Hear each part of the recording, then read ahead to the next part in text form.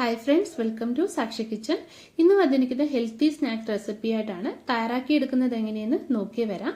അതിനായിട്ട് പാൻ വെച്ച് ചൂടായിട്ടുണ്ട്. ഇതിലേക്ക് 2 ടീസ്പൂണ് നെയ്യ് ചേർക്കാം. നെയ്യ് ഒന്ന് ചൂടായി വരുമ്പോൾ കാഷ്യൂനട്ട് ഇട്ടിട്ട് വറുത്തെടുക്കാം. കാഷ്യൂനട്ട് മൂത്ത് വരുന്ന സമയത്ത് വറുത്ത് തൊലി കളഞ്ഞു വെച്ചിരിക്കുന്ന കപ്പലണ്ടി ചേർക്കാം. പിന്നെ ഉണക്കമുന്തിരി ചേർക്കാം.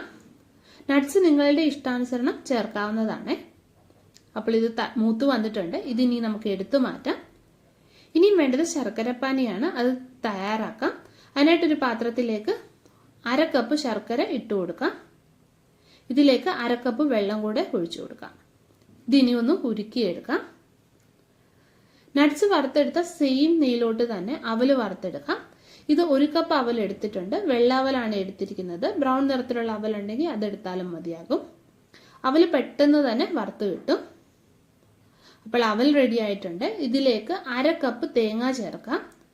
1 മിനിറ്റ് ഒന്ന് ഇളക്കിയെടുക്കാം. ഇതായി വന്നിട്ടുണ്ട്. ഇനി ഇതിന്റെ ഫ്ലെയിം ഓഫ് ചെയ്യാം. ഇനി ഇതൊരു മിക്സി ജാറിലേക്ക് മാറ്റാം. എന്നിട്ട് നല്ലോണം ഒന്ന് പൊടിച്ചെടുക്കാം. ശർക്കരപ്പാനി അരിച്ചിട്ട് പാനിലേക്ക് ഒഴിക്കാം.